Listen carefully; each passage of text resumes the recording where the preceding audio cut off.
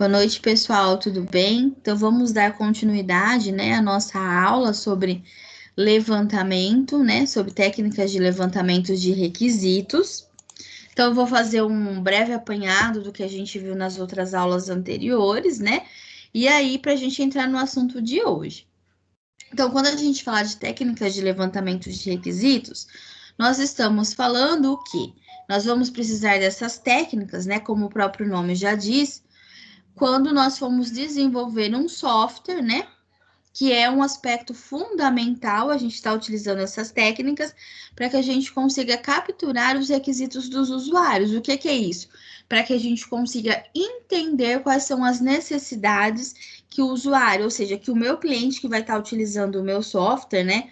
Quando eu falar software, pode ser um aplicativo de celular, pode ser um site, pode ser um programa de computador. Então, que o meu cliente vai estar utilizando para eu entender qual é realmente a necessidade dele, tá? Então, as técnicas de levantamento de requisitos, elas vêm para apoiar este trabalho de desenvolvimento de software, para que a gente realmente consiga entregar para o nosso cliente o que ele precisa realmente, tá? Então, aí aqui no nosso caso, a gente começou falando sobre a entrevista, que é, bem dizer, a mais principal entre elas, né?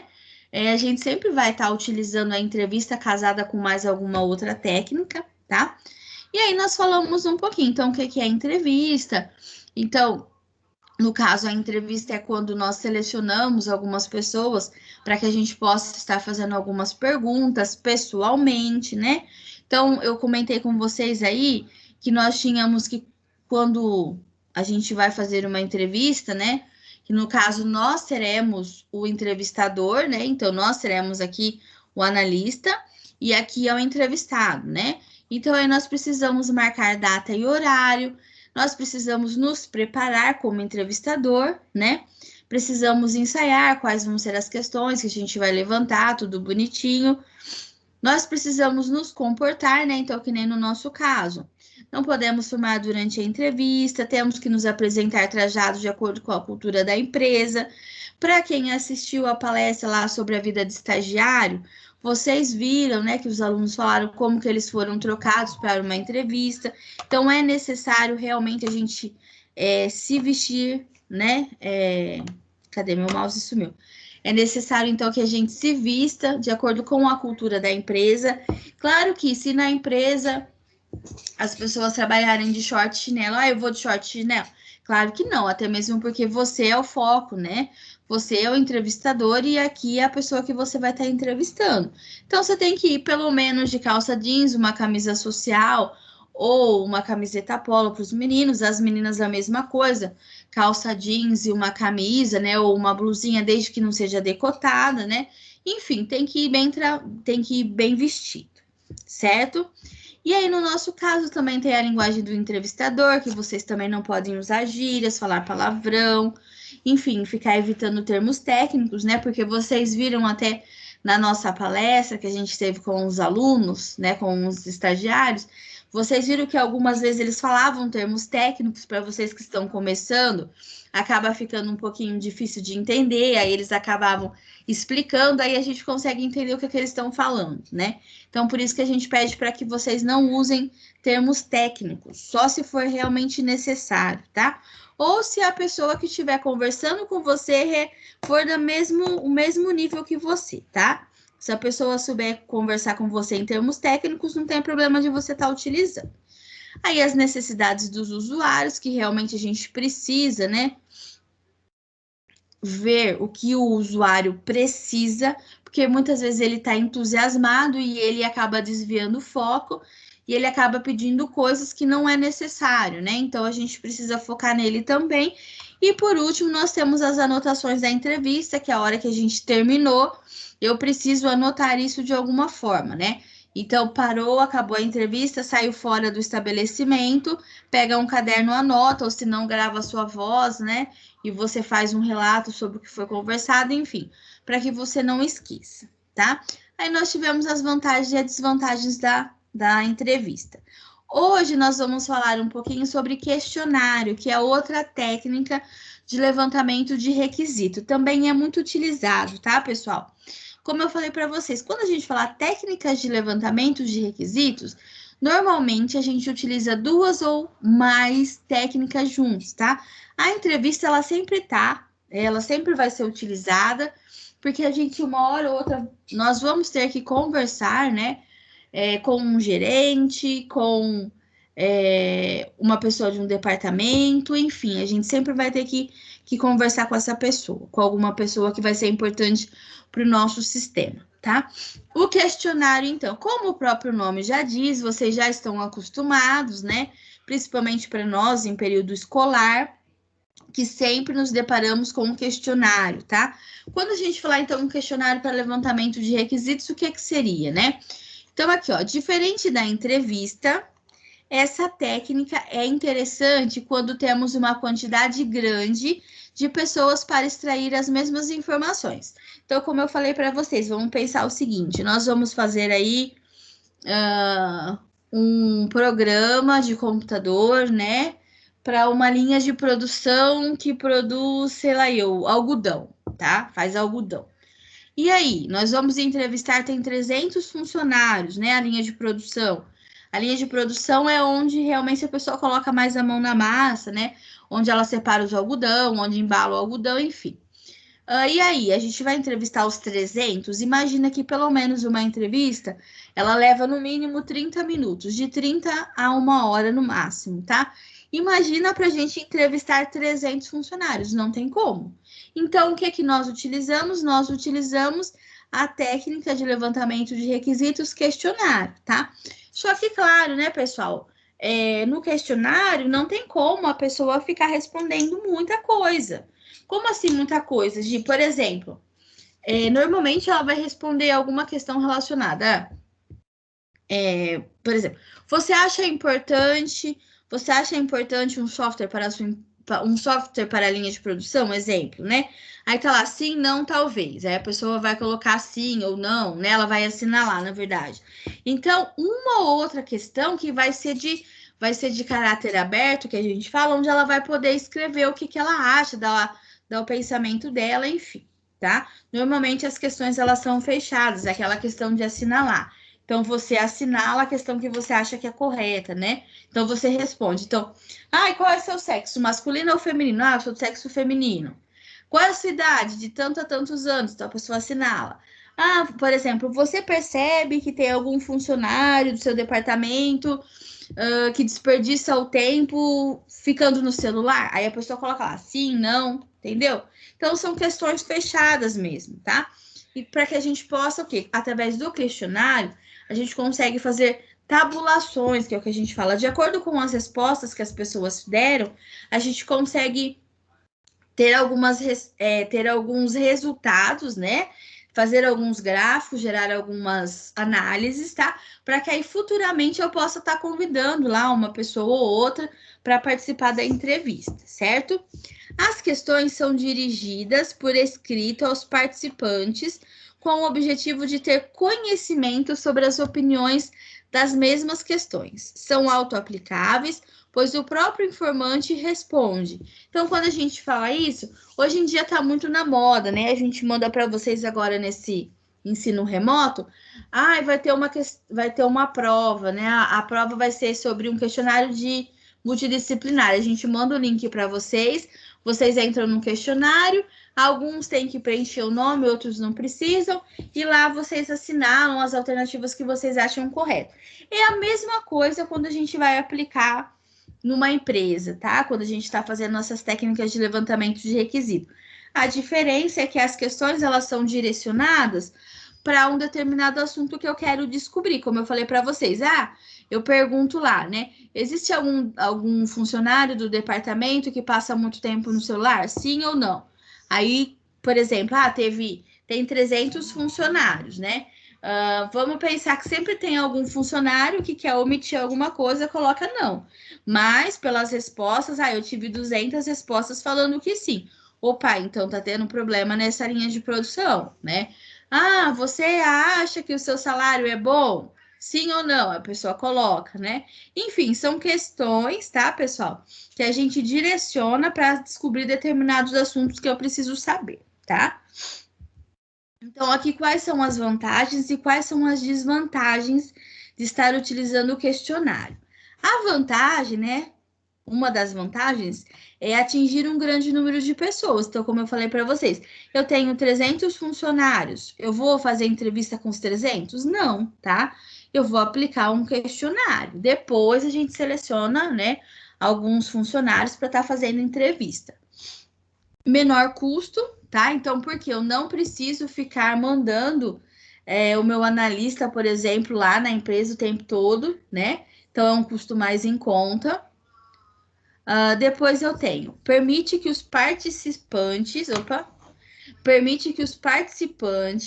respondam no momento em que acharem conveniente, tá? Isso daqui, pessoal, também não é assim.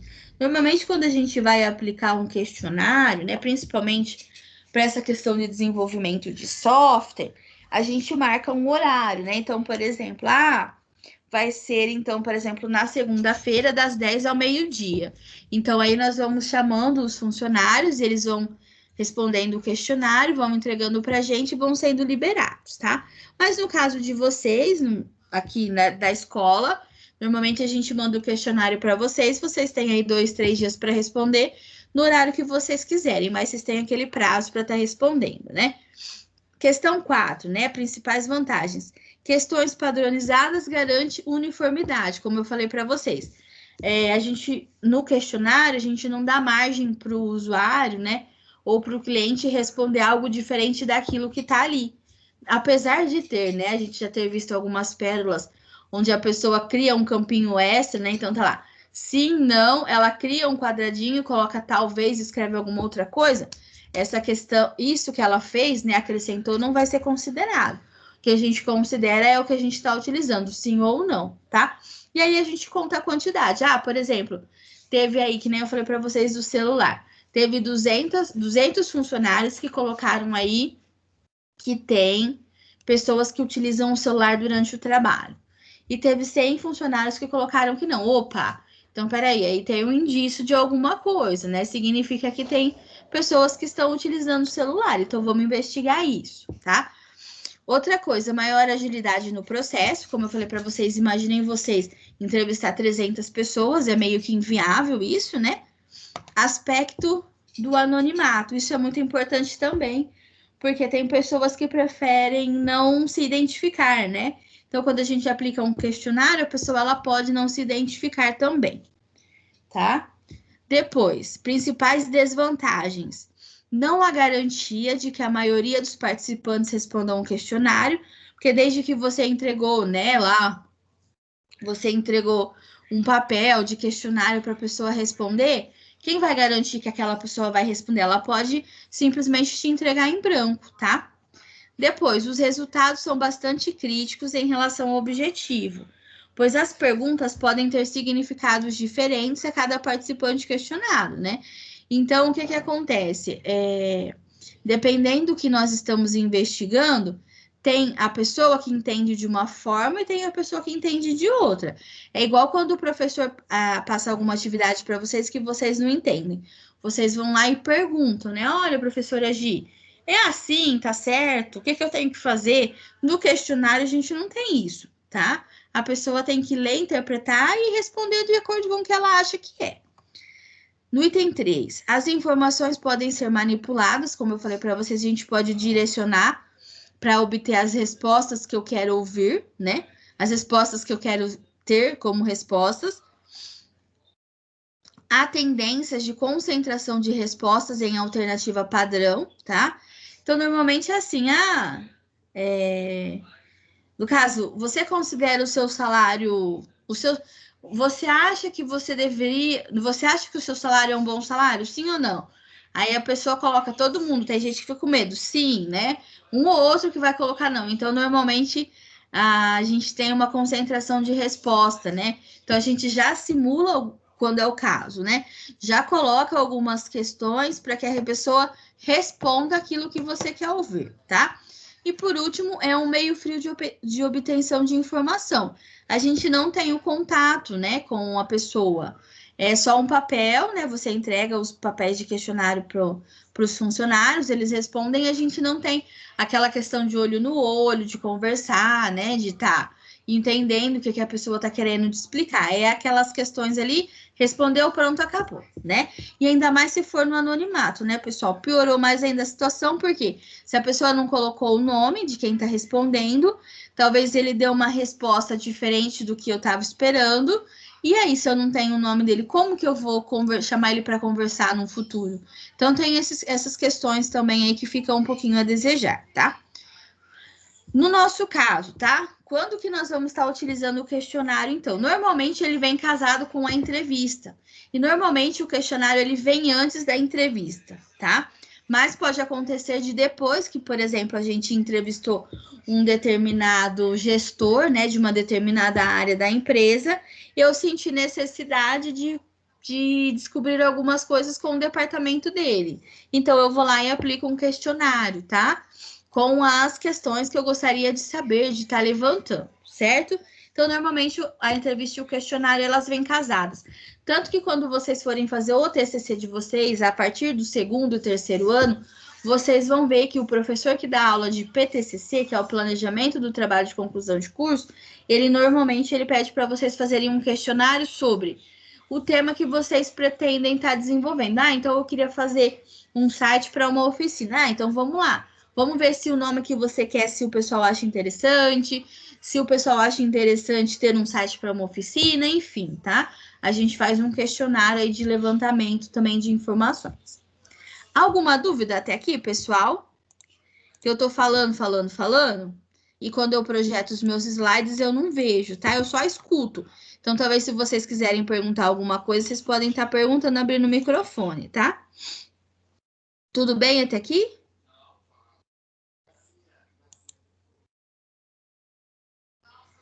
Deixa eu ver que a Nicole tá falando que não tá conseguindo entrar, agora que eu vi. Ah, ela tá aqui.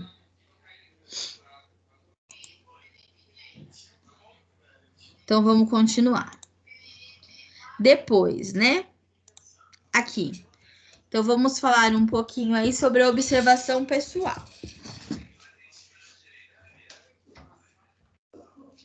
Pessoal, quando a gente falar, então, sobre a observação pessoal, também é uma outra técnica, tá? Que compõe o levantamento de requisitos, também é muito utilizada, tá?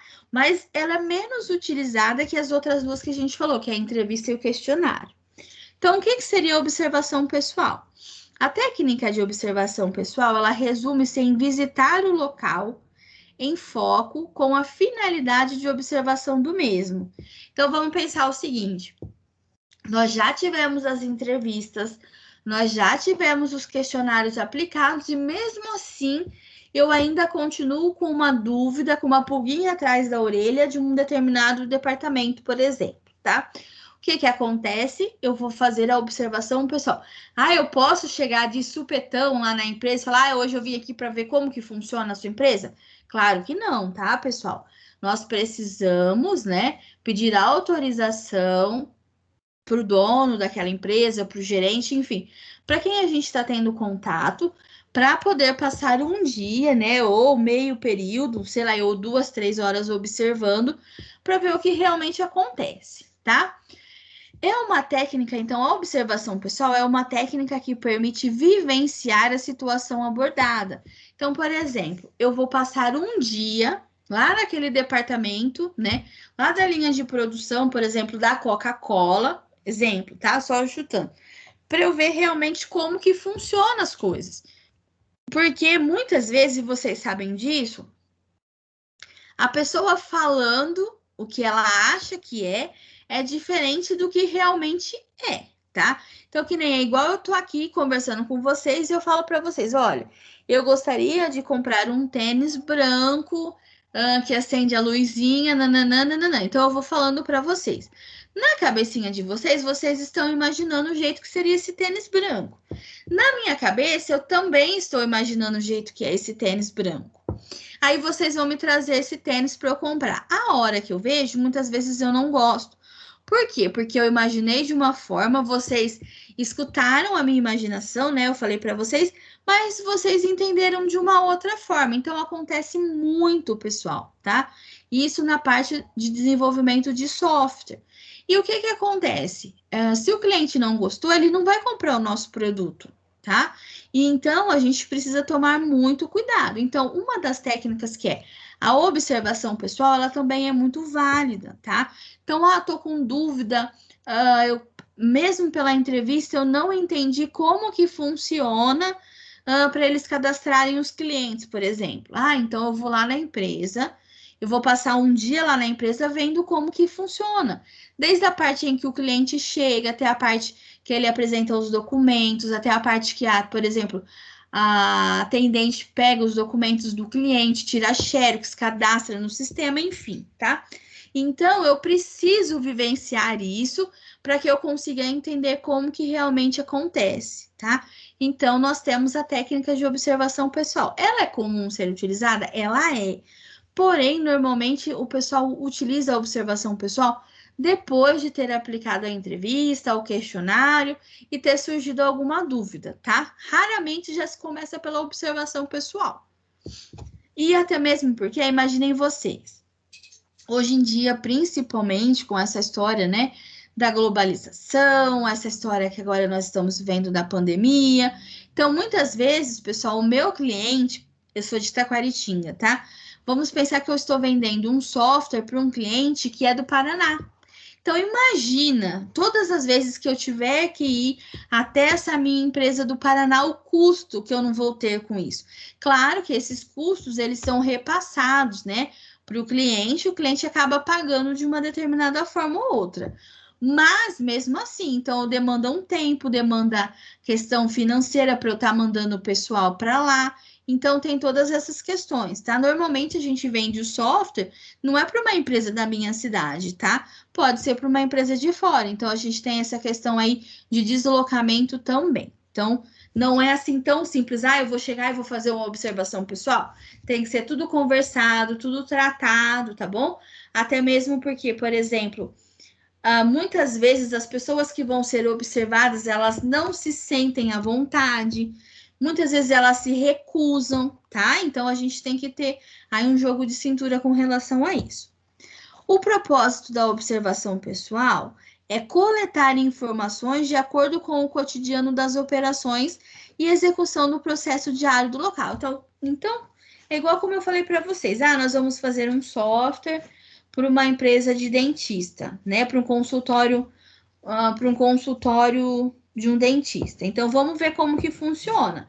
Então, a gente vai ver desde a parte onde o cliente liga para a secretária para marcar, desde a parte que o cliente chega até o consultório, a gente vai ver como que vai ser feito, então, o cadastro desse cliente, como que esse cliente é colocado no consultório do dentista. Esse dentista, ele tem lá um sistema lá dentro, onde ele vê tudo que ele já fez, né? Do dente do cliente, ou será que ele olha numa fichinha manual? Enfim, a gente observa para ver como que as coisas realmente acontecem, tá? Quando necessário. Normalmente, quando já é um software que a gente já está acostumado, né? Principalmente se a gente já desenvolveu alguma vez naquela mesma linha de segmento, por exemplo, consultório médico. Eu já fiz um software para um consultório médico. Então, você já fez todo esse período de adaptação, então você já sabe como funciona, uma coisa ou outra que vai ter modificação. Então, raramente vai ser necessário uma observação pessoal. Normalmente, a gente vai ter uma observação pessoal quando é um ramo desconhecido para a gente, que a gente precisa realmente ver como funciona, tá? Quais são as vantagens e as desvantagens da observação pessoal? As principais vantagens, então, da observação pessoal. É capaz de captar o comportamento natural das pessoas. Então, por aqui a gente consegue ver também se as pessoas estão ficando nervosas em serem observadas, se elas estão fazendo algo de errado, enfim, tá? Depois, o nível de intromissão é relativamente baixo. Como assim, relativamente baixo? Normalmente as pessoas, elas acabam ficando um pouquinho com medo, né, de estar passando por esse processo da observação pessoal. Então, raramente as pessoas acabam se intrometendo, dando palpites, enfim, tá? E depois é confiável para observações com baixo nível de inferência, né? Então, no nosso caso aqui, a pessoa que está passando pelo processo de observação pessoal, o observador, ele está vendo, né, tudo o que está acontecendo, e aí ele anota, faz as observações dele, então, normalmente, ele é muito confiável, tá? Não tem como falar, foi manipulado, não tem como, porque a pessoa que está ali observando é ela que vai fazer o relatório final, então não tem como falar que foi manipulado, tá? Depois, aqui, as principais desvantagens. As principais desvantagens é a polarizada pelo observador. Então, no caso, o observador, ele se sente inseguro, então ele acaba não fazendo o que ele faz todo dia, tá? Ele acaba mudando a rotina dele. Requer treinamento especializado. Então, ai, é qualquer analista que eu mando ir lá na empresa para ficar observando outras pessoas? Não, tá? Esse analista, ele já passou por alguns treinamentos, né? Então, como eu falei para vocês, existem também, para quem gosta um pouquinho de psicologia, essas coisas assim, que a gente tem um treinamento onde a gente percebe se a pessoa, se ela tá mentindo, se a pessoa tá nervosa, se a pessoa tá omitindo alguma coisa. Então, tem algumas técnicas, tá? Que elas precisam ser aplicadas e a pessoa precisa desenvolver, tá bom? Então, é assim, não é qualquer pessoa que vai lá ficar de observador, não. Depois, os efeitos do observador nas pessoas, como eu falei para vocês, é a mesma coisa aqui. Então, a pessoa que está sendo observada, ela fica estranha, tá? Tipo, ela não faz as coisas como ela deveria fazer, tá? Então, por isso que fala aqui, efeitos do observador nas pessoas. As pessoas, elas acabam, muitas vezes, modificando as rotinas delas. É igual a gente, tá? Se alguém aqui já dirige, vai saber o que eu tô falando. É igual eu, todas as vezes que eu vejo uma blitz policial, apesar de eu não ter nada errado, de eu não dever nada, mesmo assim eu fico nervosa, eu suo frio, porque cria-se aquela, como que eu vou te falar? Cria-se aquele medo, sabe? Então acontece a mesma coisa com as pessoas que estão sendo observadas, tá? E depois, por último, não comprova e esclarece o observado. Tem que nem no caso aqui, tá, pessoal? Vai ser a palavra do observador contra a palavra da pessoa que está sendo observada. Então, que nem no meu caso, eu estou percebendo que aquela pessoa ela vai muitas vezes no banheiro. Então, eu percebi aquilo, mas eu não consigo comprovar que realmente aquilo acontece diariamente. Mas eu já tenho uma pulguinha atrás da orelha a partir dessa observação, tá? Tudo bem até aqui, pessoal? Alguma dúvida? Não? Tranquilo? Sim? Garanto que se alguém Tudo bem. dirige, tudo bem? Se alguém aqui dirige, já passou por essa mesma sensação que eu, né? Quando vê uma blitz policial, apesar de não dever nada, mesmo assim fica com aquele receio, né? Pelo menos eu, agora que tá melhorando um pouquinho, viu? Porque olha, então vamos lá, continuando. Estamos quase acabando aqui, tá? Então, aí nós temos a pesquisa agora a documentos. Então, eu coloquei a foto de uma pessoa, vamos pensar que é um analista, né? Então, ele está aqui com chama esse livro, para quem é da administração, não é fluxo de caixa, esqueci o nome, tá? É para a parte financeira mesmo. Antigamente tinha muito disso, tá? E então, aqui o que acontece? Ele está analisando. Então, as pesquisas, a documentação da empresa também constitui uma grande fonte de informações para o seu trabalho, tá? Para o nosso trabalho como analista.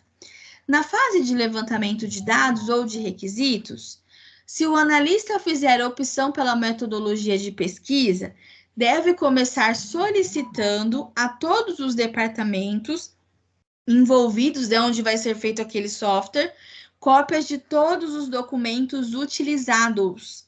É aqui que está o problema, pessoal, porque é uma coisa que é assim. Se nós fomos procurados por uma empresa, né, que eles já identificaram que existe algum gargalo, né, que existe algum problema em si na empresa, que eles estão perdendo dinheiro, então, imaginem você chegar para a pessoa que vamos pensar que está desviando alguma coisa e solicitar lá solicitar todos os documentos que ela utiliza diariamente, desde a parte da nota fiscal, que comprou um produto, da parte de cadastro desse produto no sistema, da parte das vendas, enfim.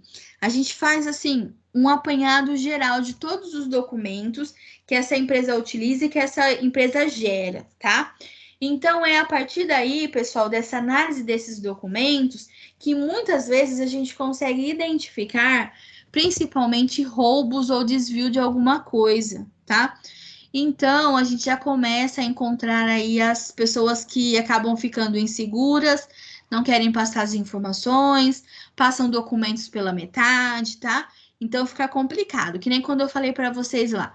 Ah, por exemplo, como que eu faço o cadastro do meu cliente?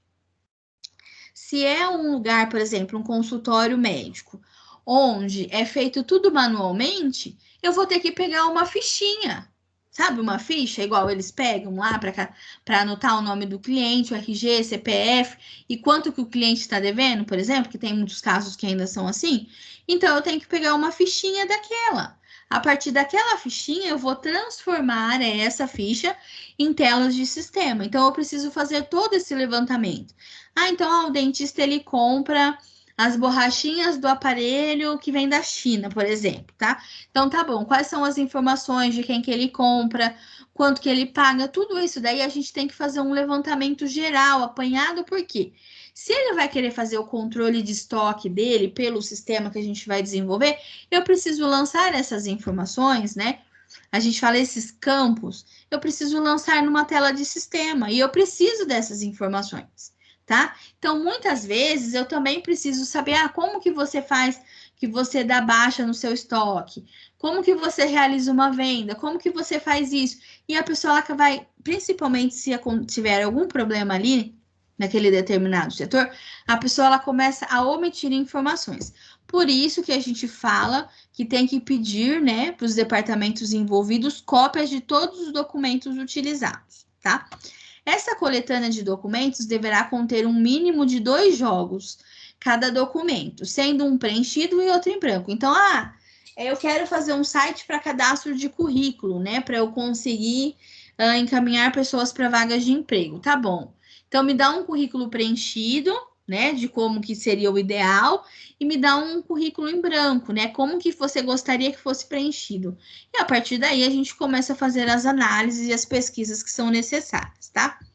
Então tá aí. Além do mais, ressaltamos que a documentação de um determinado setor, ela é constituída pelos documentos que ele emite ou recebe. Então, que nem no nosso caso, o que seria esse emite? Tudo que é gerado por nós, né, pelo cliente, tudo que é impresso, tá bom? Ou que ele recebe. Ele recebe uma nota fiscal de um produto que ele comprou. Então, isso também é documento e nós precisamos analisar, tá? Bem como os arquivos mantidos para sua utilização. Hoje em dia nós temos muito arquivo digital, né, pessoal? Então a gente também precisa ter acesso a esses arquivos.